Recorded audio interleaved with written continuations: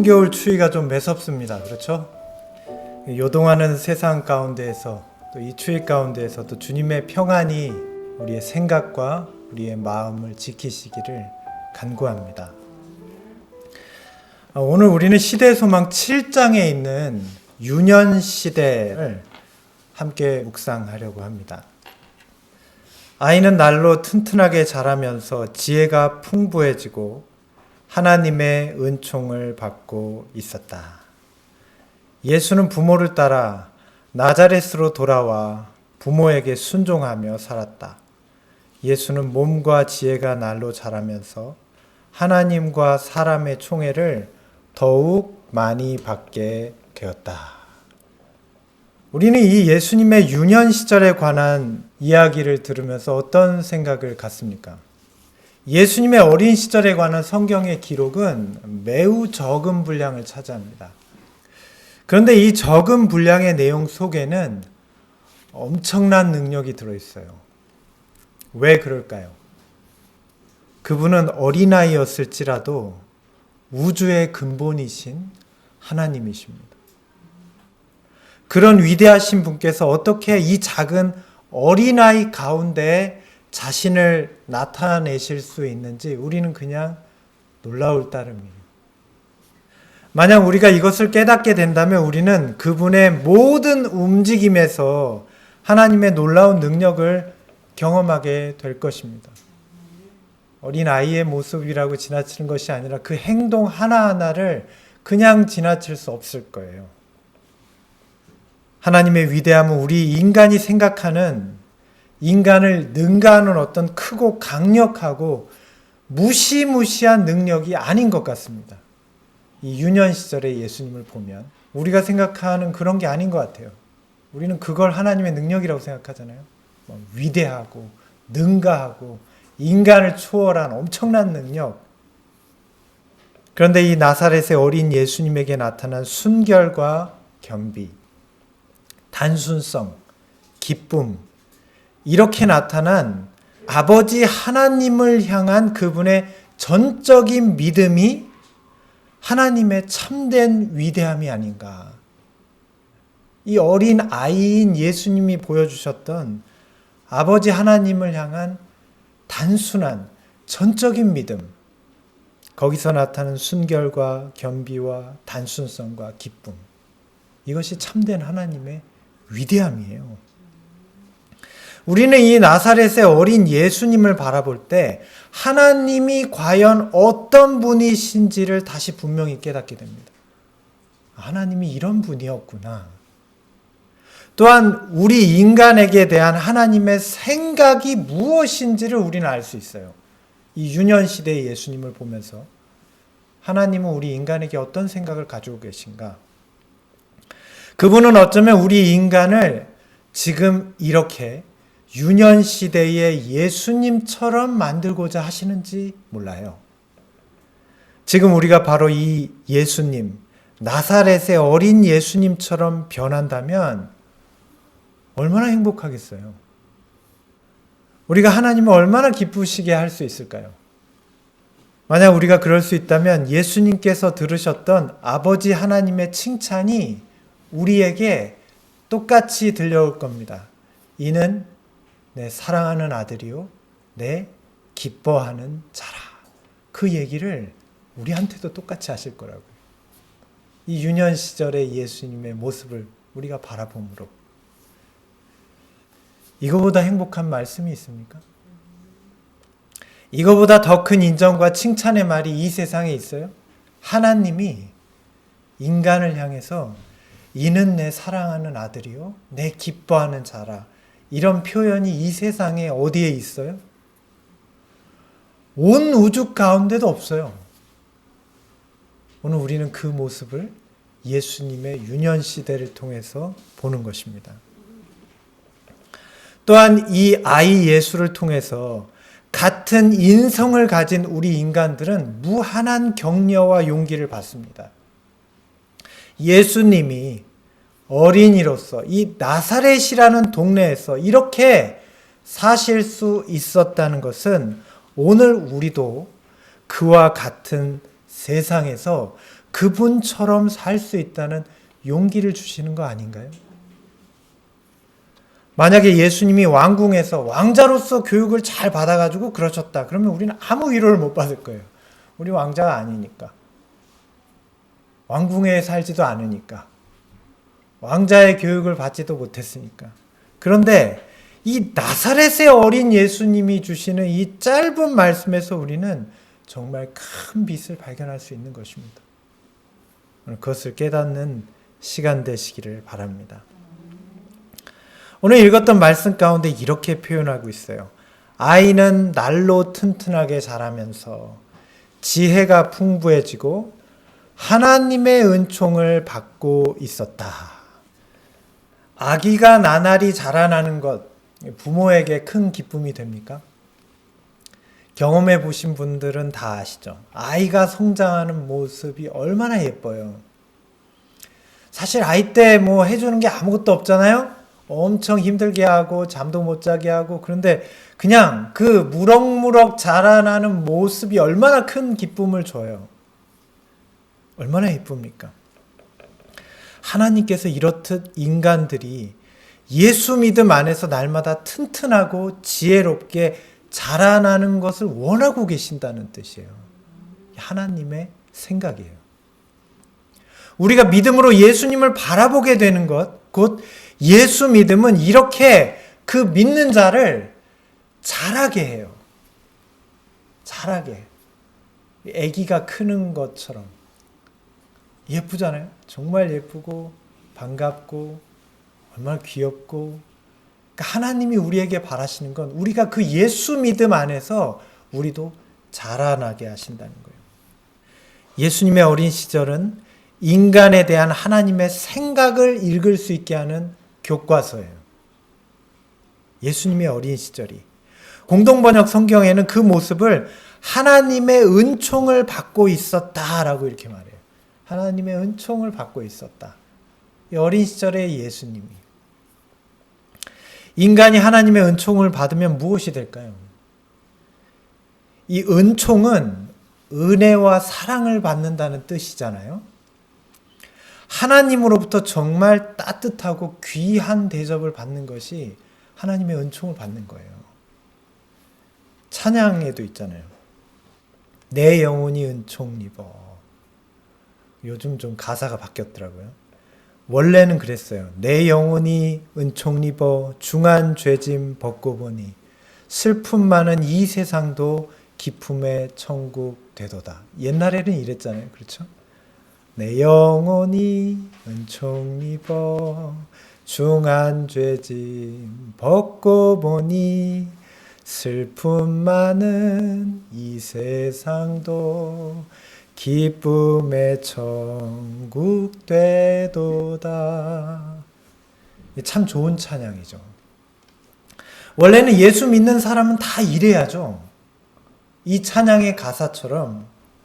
이 찬양이 제가 교회 다니면서 제일 먼저 배운 찬양이었거든요. 시골에서 우리 어머니가 젊을 때 어머니는 머리에 광줄이 이고 저는 엄마 따라다니면서 엄마가 흥얼거리는 찬양을 배운 거죠. 우리가 이렇게 하나님의 은총을 입으면 모든 죄의 짐에서 자유롭게 되고 죄의 노예로서의 삶에서 풀려난다는 것입니다. 그러면 슬픔이 많은 세상도 기쁨의 천국이 될 수 있다는 거예요. 오늘날 기독교가 말하는 축복은 이런 게 아니죠. 예수 믿고 복 받고 잘 된다는 얘기가 그게 아니잖아요. 그건 다 헛된 얘기입니다. 전혀 그렇지 않아요. 그런 복을 받으면 잘 되는 게 아니고 더 망가져요. 이 하나님의 은총이 진정한 축복 아닙니까? 내 영혼이 은총 입어 중한 죄짐을 벗고 보니 슬픔이 많은 이 세상도 기쁨의 천국 되도다. 저희 애기가 저거든요. 네? 공책 들고 있는 애. 제가 사진 보니까 우리 아버지가 잔소리만 많이 하신 줄 알았더니 많이 예뻐하셨더라고요. 하나님의 은총이 이런 거 아니에요?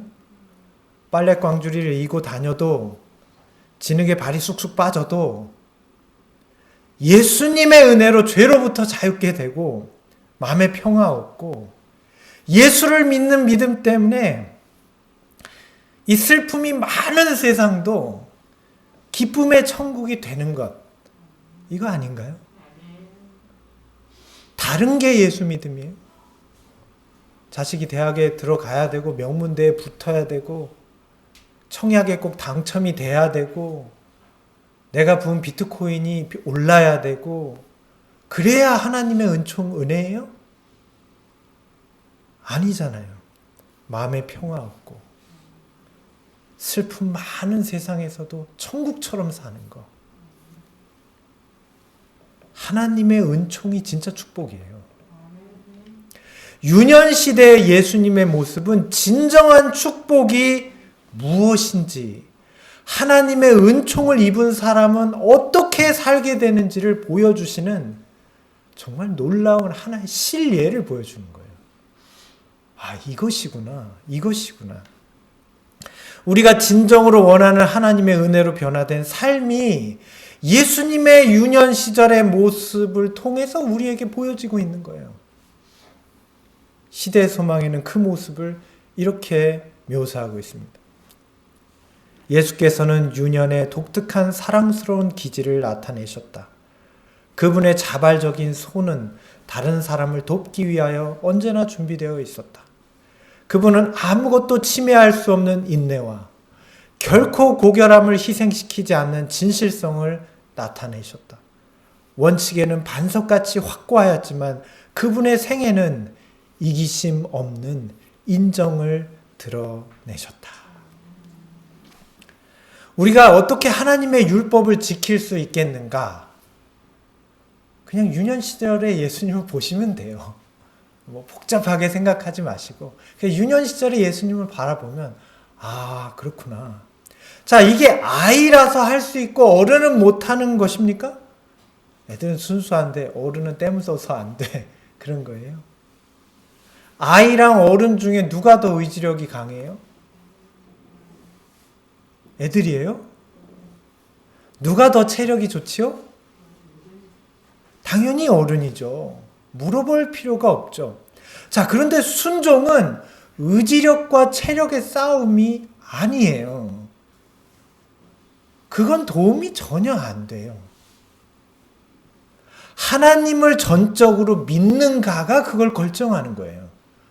그래서 어린 예수님도 하실 수 있었던 거예요. 하나님을 전적으로 믿고 의지하는지. 그래서 아이일지라도 유년 시절의 예수님은 하나님의 율법을 온전히 순종하실 수 있었어요. 오직 아버지 하나님을 믿는 믿음으로 환경이 어떻든지 남들이 뭐라고 하든지 말든지 예수님의 믿음으로 말미암아 온전한 순종을 하신 것입니다. 더군다나 유년 시절의 순종은 기쁨으로밖에 할 수 없어요. 억지로는 안 돼요. 어른들은 순종하는 척 할 수가 있어요. 가식적으로. 근데 아이는 못하죠. 솔직하잖아요. 예수님은 자원해서 순종하신 것입니다. 우리 어른들은 이래요. 해야 된다니까 하는 거죠. 해야 된대. 그래야 구원 받을 수 있지 않을까? 뭐 그렇지 않게 생각하는 사람들도 이렇게 안 하면 안 될 텐데 이렇게 생각하면서 그냥 억지로 하는 거예요. 억지로 할 때가 거의 대부분이에요. 이런 것은 순종의 정신이 아니죠. 그걸 지켰어도 순종의 정신은 아니에요. 억지로 했으니까. 그래서 잠시 고난이 오거나 반대가 일어나면 그냥 무너져 버리는 것입니다. 왜 율법을 지킬 수 없느냐? 예수 믿음이 없으니까요. 우리는 예수님을 바라보아야 합니다. 오늘 유년 시절의 예수님을 바라보시면 참된 순종의 정신을 경험할 수 있습니다. 오늘 예수님을 바라보시기 바랍니다. 율법은 하나님의 생각의 표현이므로 그리스도 안에서 받아들이게 될 때 그것은 우리의 생각이 된다. 그것은 우리로 하여금 본성적인 욕망, 경향 혹은 죄로 이끄는 유혹을 초월하게 한다. 우리가 율법에 대해서 오해하는 부분이 이거예요. 율법은 하나님의 생각의 표현이에요. 그러니까 우리가 하나님의 율법을 대할 때마다 우리는 뭘 느껴야 될까요? 하나님의 생각이 느껴져야 돼요. 우리가 유년시대의 예수님을 보면 누가 그분을 가르치고 계신지를 확신할 수 있어요.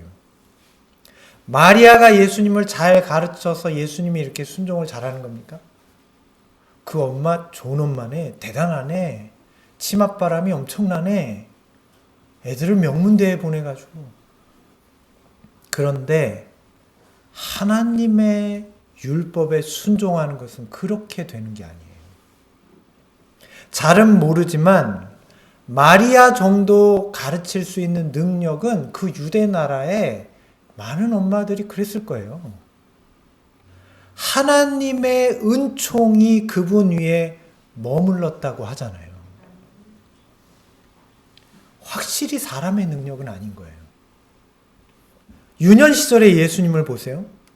나사렛 같은 비천한 동네에서 하루하루 겨우 살아가는 가난한 가정에서 자라나는 아이가 항상 남을 도와주고 무슨 말이나 친절하고 도덕적으로 부패한 사람들 틈에서도 얼마나 순결한 모습으로 살아가시는지 정말로 신비하죠. 어떻게 인간이 이럴 수 있을까? 저는 이 말씀을 읽으면서 이런 생각이 들었어요. 내가 이런 자녀가 된다면 우리 부모님께서 저를 보실 때 참 사랑스러웠을 텐데, 또 반대로 내게 이런 자녀가 있었다면 얼마나 사랑스러울까? 하나님께서 이런 예수님을 얼마나 사랑하셨을까요? 우린 예수님한테 사랑을 받으려고만 하니까 그건 생각을 못 해보셨죠? 하나님께서 이런 예수님을 얼마나 사랑하셨을까요?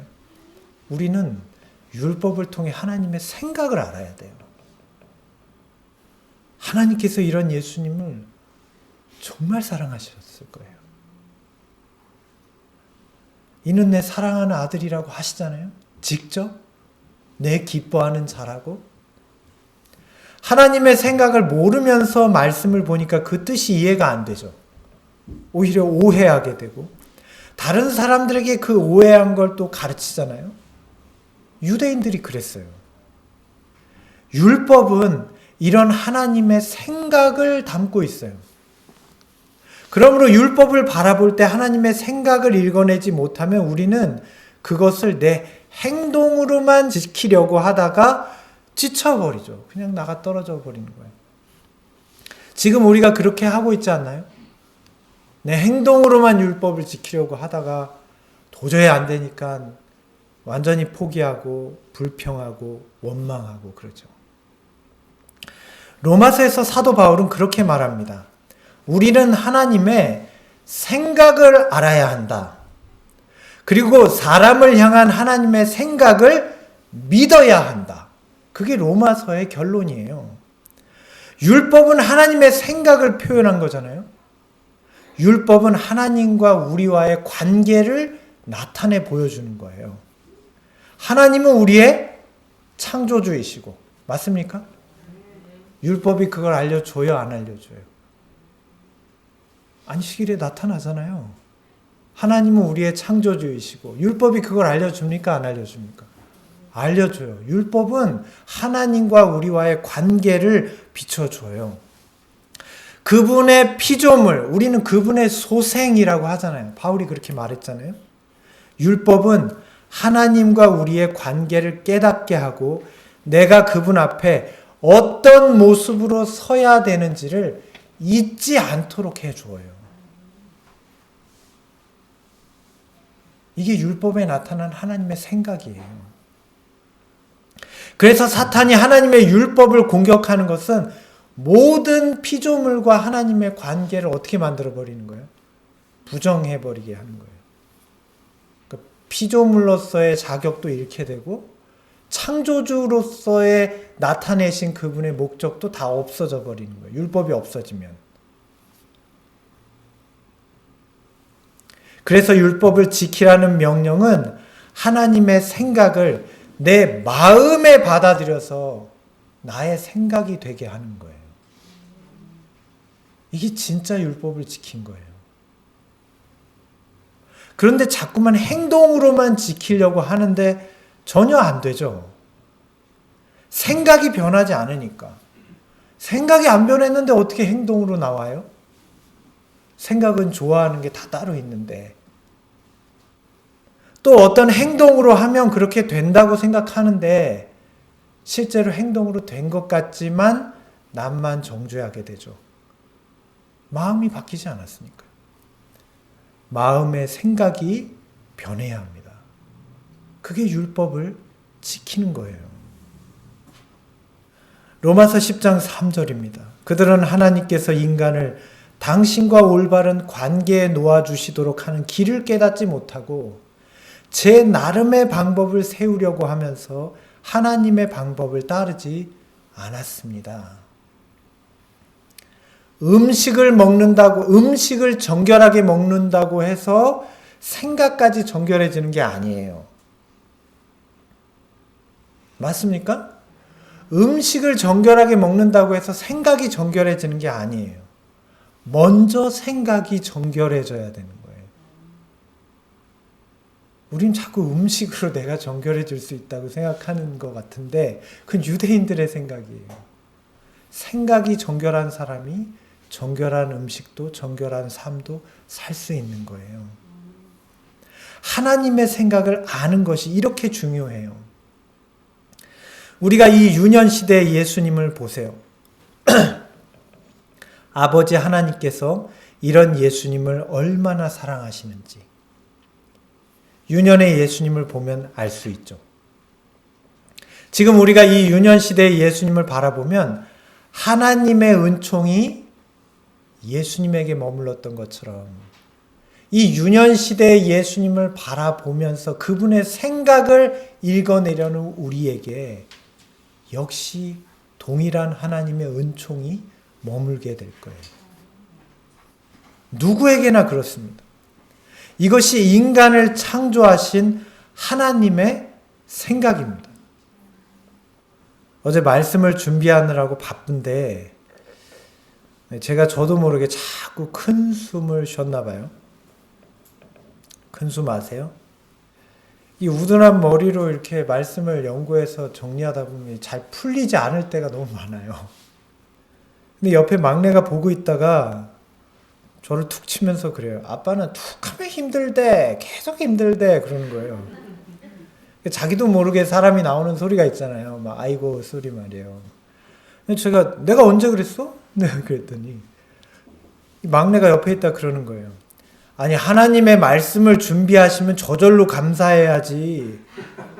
왜 한숨을 쉬고 힘들다고 그래? 이렇게 얘기하는 거예요. 저한테. 그래서 제가 그 말을 딱 듣고 나서 이게 성령의 음성이구나. 그렇게 생각을 했다니까요. 그러니까 내가 예수님을 바라보는 걸 놓쳤구나.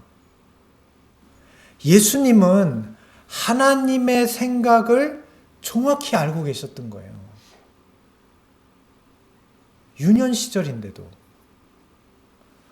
반면 오늘 우리는 하나님의 생각을 모르면서 말씀을 봐요. 막 연구한다고 전한다고 해요. 그러니까 한숨이 나오죠. 오늘 이 예수님, 유년 시절의 예수님을 보세요. 어떤 하나님의 생각이 보이십니까? 얼마나 넘치는 사랑으로 그 유년 시절의 예수님을 바라보시고 마치 우리가 어린 아이를 안듯이 있는 내 사랑하는 아들이요 내 기뻐하는 자라. 이것이 아버지 하나님의 생각이죠.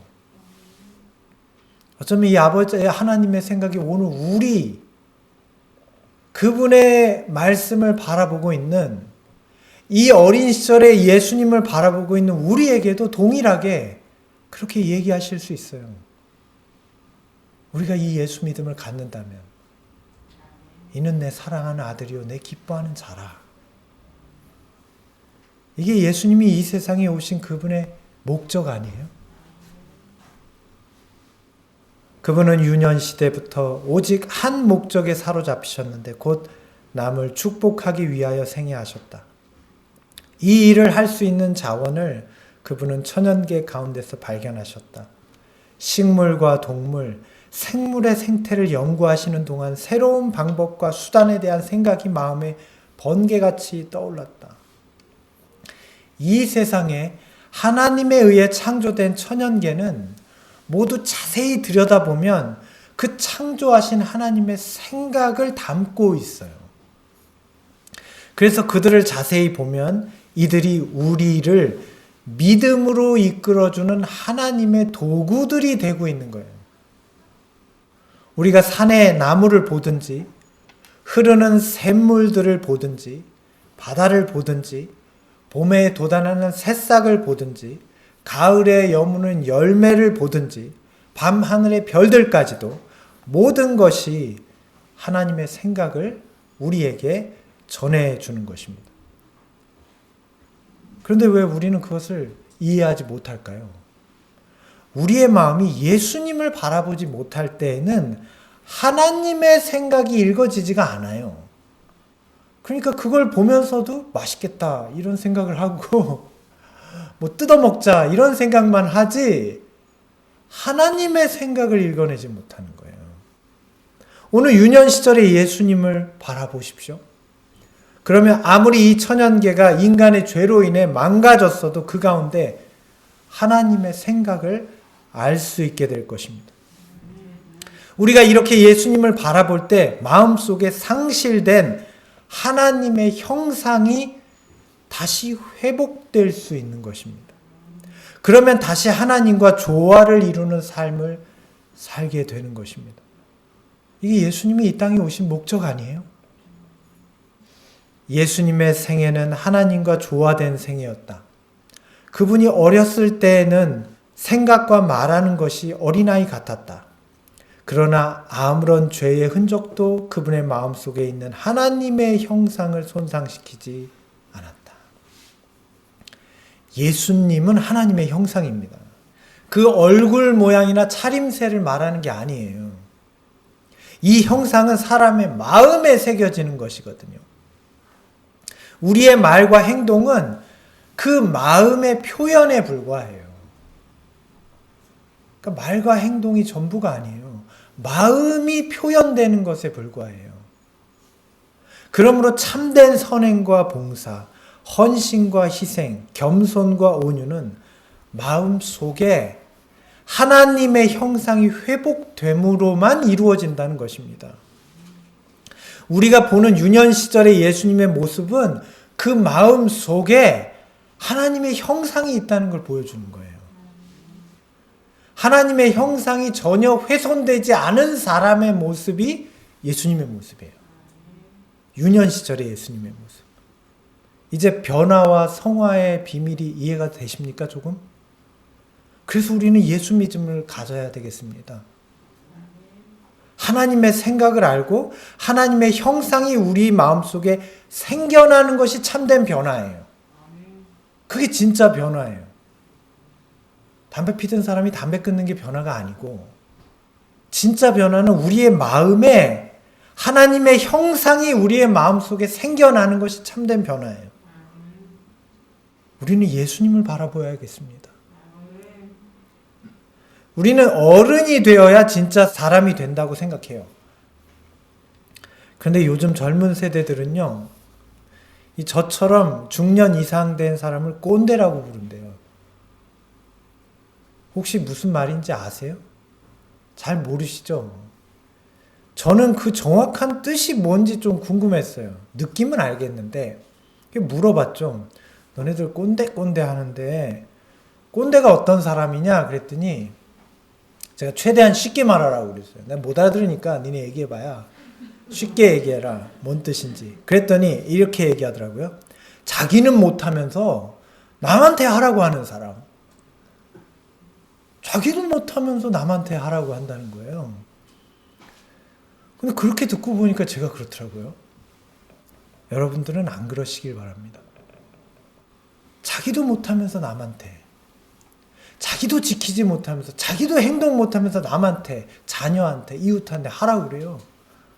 그게 꼰대라고 부른다는 거예요.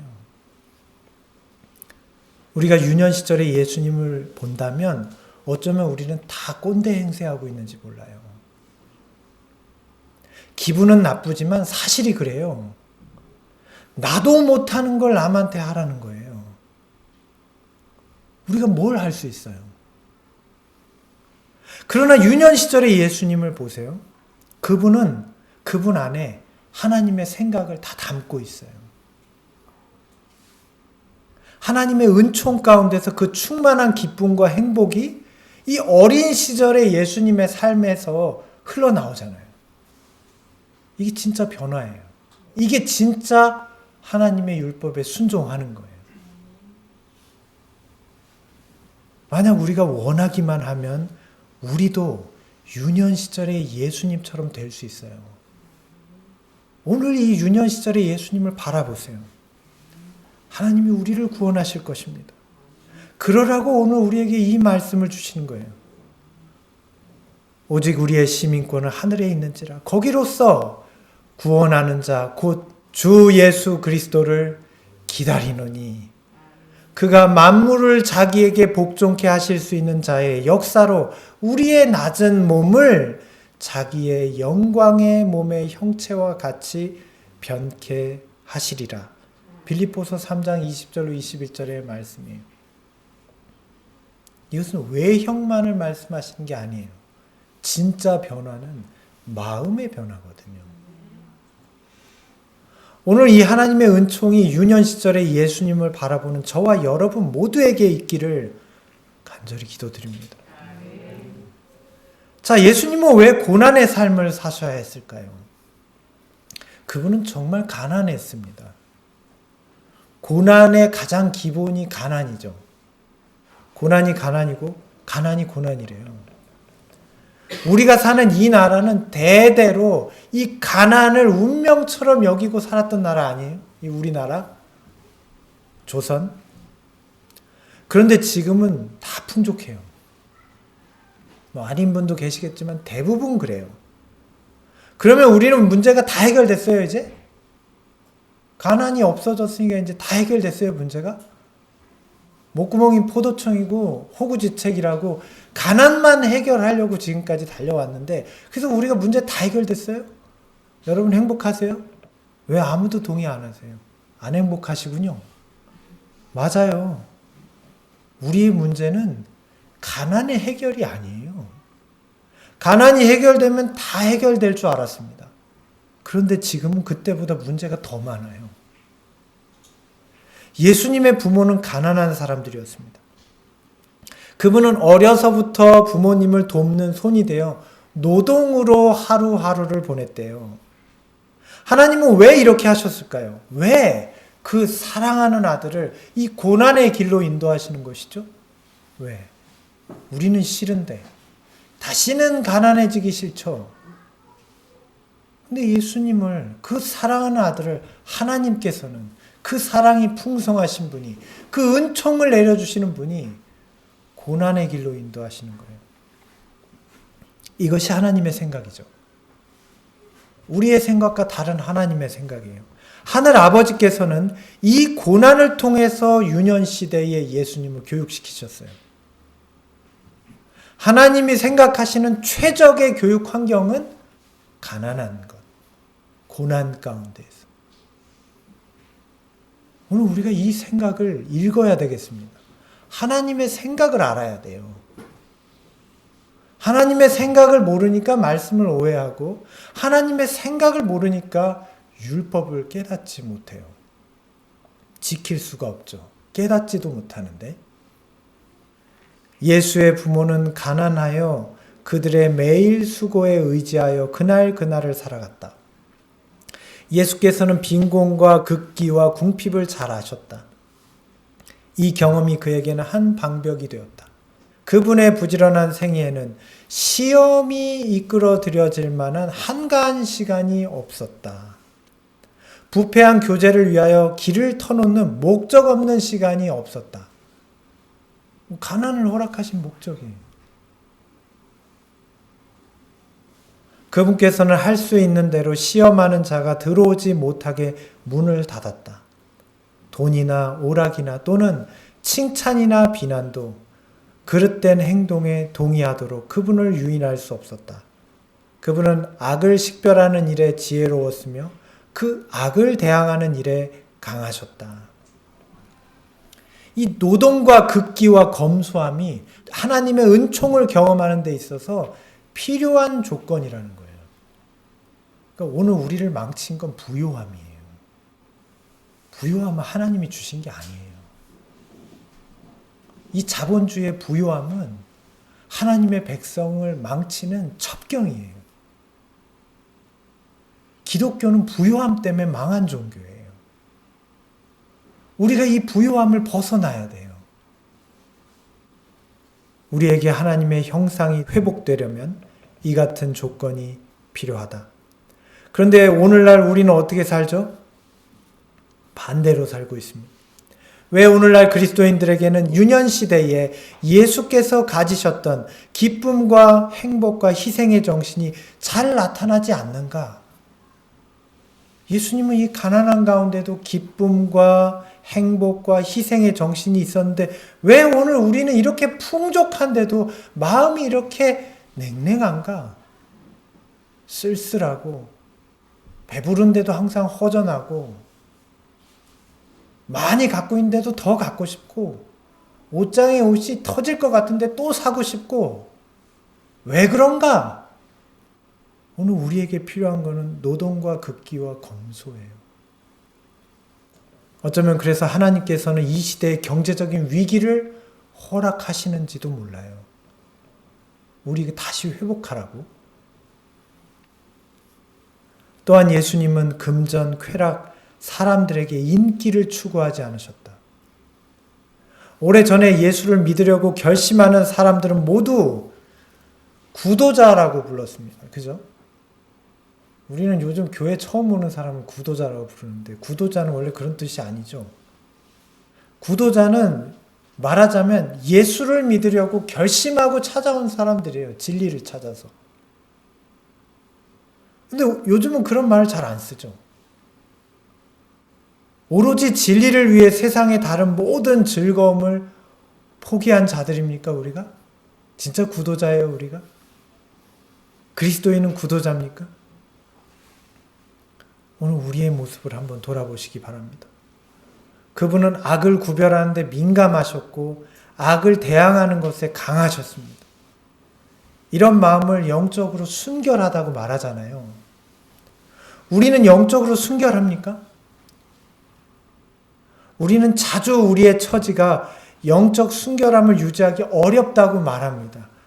우리는 왜 영적으로 순결하기가 어렵죠? 유년 시절의 예수님을 바라보세요. 그분과 우리의 차이가 무엇인가요? 그분은 가난하고 노동과 극기와 검소함, 금전과 쾌락과 사람들의 인기를 추구하지 않았는데 오늘은 우리는 노상 TV 앞에 앉아 있고 예배 끝나고도 저녁 때 가면 맨날 텔레비전 앞에 앉아 있고 텔레비전은 맨날 코로나 소식밖에 안 나오는데 맨날 그거 보고 있고 뭐 연예 프로그램이 봐야 코로나 때문에 요즘 못 찍어요. 그러니까 다 재방송만 나오는 거예요. 계속. 해외여행 가는 것도 다 재방송. 옛날에 마스크 안 쓸 때 나오는 방송. 맨날 그거 틀어놓고 있죠. 맨날. 무슨 만족이 있어요. 거기. 우리의 부유함이 망치는 거예요. 이 시대에 아무리 가난해도 우리는 잘 먹잖아요. 잘 입잖아요. 그런데 오늘 왜 하나님께서 그 사랑하는 자인 그 자녀에게 이런 고난의 환경을 허락하셨는가? 하나님의 교육 환경이에요. 왜 우리가 말씀을 잘 못 깨달을까요? 왜 우리는 율법에 순종하기가 어려울까요? 왜 우리는 영적인 순결함을 간직하지 못할까요? 우리는 너무나 부유하거든요. 그분은 거의 30년을 나사렛의 사악한 사람들 가운데 사셨다. 이 사실은 흠없는 생애를 살자면 장소, 재산, 번용에 의존해야 한다고 생각하는 사람들에게 대한 견책이 된다. 시험과 빈곤과 역경이야말로 순결과 확고부동함을 개발시키는데 필요한 수련이다. 유년 시절에 예수님이 겪으신 가난과 고난들은 하나님의 생각을 우리에게 알려줍니다. 이런 환경은 오히려 그분에게 유익을 주었다는 것입니다. 이게 하나님께서 예수님을 교육시키신 방법이에요. 예수께서는 당신의 품성이 시험받을 수 있는 환경에 처하셨다. 예수께서는 당신의 순결성을 보존하기 위하여 항상 경계하셔야 할 필요가 있었다. 그분은 우리가 당하는 모든 싸움을 싸우셨으니 이는 그분이 아이 때나 청년 시대나 장년 시대에 있어서 모두 우리에게 본이 되시기 위함이었다. 여러분, 이 말씀을 잘 기억하시길 바랍니다. 예수님은 우리의 본이 되시는 거예요. 아이 때도 청년 때도 장년의 때도. 우리는 지금까지 이 말씀을 읽으면 자꾸 행동에다 초점을 맞춰서 예수님이 하는 것처럼 따라해야지라고 생각하죠. 예수님이 이거 따라하라고 여기 써놓으신 게 아니에요. 이 예수님을 바라보라고 여기 써놓은 거예요. 그러면 그렇게 되는 거예요. 그러므로 우리는 시대의 소망의 유년 시절을 읽어야 되겠습니다. 어떤 교훈을 찾으려고 하지 마시고 그보다 유년의 예수님이 보여주시는 하나님의 생각을 읽어내시기 바랍니다. 그리고 유년의 예수님께서 하늘 아버지를 믿는 전적인 믿음으로 성령님과 온전히 동행하신 것처럼 우리도 예수님을 믿는 전적인 믿음으로 예수 믿음으로 그분과 동행하시길 바랍니다. 예수께서는 후에 제자들에게 이런 믿음을 갖게 해주시려고 얼마나 노력하셨는지 몰라요. 그런데 인간은 그 깨닫는 것이 정말 더딥니다.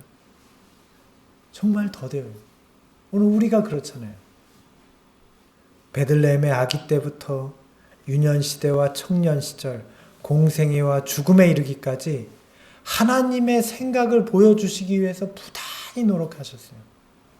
예수님께서. 오늘 우리는 이러한 가운데 정말 하나님의 생각을 깨닫게 되시기를 바랍니다. 내가 아버지의 이름을 그들에게 알게 하였고 또 알게 하리니 이는 나를 사랑하신 사랑이 그들 안에 있고 나도 그들 안에 있게 하려 함이니라.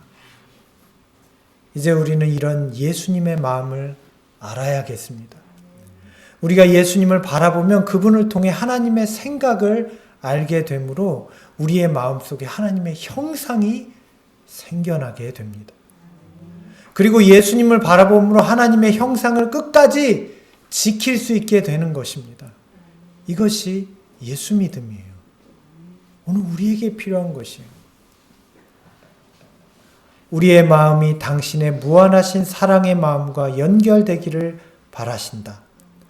하나님께서는 당신의 아들을 사랑하신 것처럼 우리를 사랑하신다. 이것을 아는 것은 우리의 특권이다. 우리가 그리스도를 개인의 구주로 믿을 때 그리스도의 평안이 우리의 것이 된다. 그대는 그리스도를 바라보라. 그리스도께서 말씀하시기를 내게로 오면 그는 평안할 것이라고 말씀하신다. 예수님께로 가십시오. 이 유년 시절에 예수님을 보시고 거기서 하나님의 생각을 깨닫고 마음으로 믿고 받아들이신다면 그 믿음대로 될 것입니다. 우리는 우리의 마음이 예수를 바라봄으로 무한하신 하나님의 마음과 연결되는 것입니다. 예수님을 바라볼 때 하나님의 다음 없는 사랑이 얼마나 감격스러운 것인지 다시 느끼실 수 있을 것입니다. 예수님의 유년 시절에 나타난 그 사랑스러운 모습에서 하나님의 사랑이 다시 느껴지실 것입니다. 그러면 예수님의 평안이 우리의 마음속에도 충만하게 돼요. 이게 예수님을 바라보는 상태예요. 그러면 현실의 삶이 괴롭게 느껴지지 않아요. 코로나 세상도 물론 절망적이지만 두렵게 느껴지진 않을 것입니다. 하나님의 계명이 무겁거나 기별대로 순종하는 것이 버겁게 느껴지지도 않을 거예요. 오히려 내가 무슨 순종할 거리가 없나 찾게 될 거예요. 영생의 소망으로 가슴이 벅차오를 것입니다. 사람이 믿음으로 말미암아 그리스도와 하나가 된다면 그는 영원한 생명을 얻을 수 있다. 오늘 우리에게 이러한 소망이 있게 되기를 간절히 바랍니다. 이 모든 것이 예수 믿음으로 이루어진 것입니다. 오늘 우리에게 주어진 풍요는 길지 않았어요. 우리가 사는 이 나라도 1953년에 한국 전쟁이 끝나고 가난 속에 허덕이던 민족이 가난에서 벗어나 풍요롭게 살게 되었습니다. 전쟁이 없는 평화로운 시기를 살게 되었습니다. 올해로 67년이 지났어요. 오늘 우리의 이 은혜의 시기는 언제 끝날까요? 이스라엘 민족에게 은혜의 시기는 예수님이 태어나신 다음에 70년 만에 마쳤습니다. 오늘 우리의 은혜의 시기는 얼마 만에 끝날까요? 우리의 은혜의 시기는 유대민족처럼 끝나지 않게 되기를 간절히 바랍니다. 곧 끝날 은혜의 시기 앞에서 현실에서의 풍요 때문에 예수께로 가는 것을 망설이지 않으시게 되기를 간절히 바랍니다.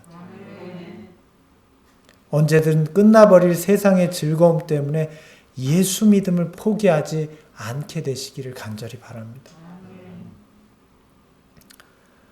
그분은 결코 하늘의 사물들을 생각할 시간이 없을 만큼 세상의 관심사에 몰두하지 않으셨다. 유년의 예수님을 바라보며 우리도 그래야 되겠습니다. 말씀 듣고 아멘한 다음에 득달같이 먹는 이야기, 노는 이야기, 정치 이야기 하지 않게 되기를 바랍니다. 예수님을 말하고 예수님을 소개하게 되기를 바랍니다. 그분은 노래로서 하늘과의 교통을 유지하셨다. 그분의 동료들은 일로 피곤하다고 불평할 때 그분은 입술에서 흘러나오는 감미로운 찬양으로 원기를 얻으셨다. 그분의 찬미 소리는 악한 천사들을 쫓아버리고 향연처럼 그 장소를 향기로 채우는 듯하였다. 그분의 노랫소리에 귀를 기울인 자들의 마음은 그들의 지상생활, 이 지상의 나그네 생활에서 떠나 하늘의 본향으로 이끌려 갔다. 오늘 우리에게도 이런 찬양이 있기를 원합니다. 이 예수님을 바라보십시오. 우리가 있는 곳은 언제나 찬양이 흘러나오면 좋겠습니다. 우리 모두가 설교자가 될 수 없고 성경 교사처럼 될 수는 없을지라도 하나님을 찬양하고 예수의 이름으로 기도해 줄 수는 있지 않습니까?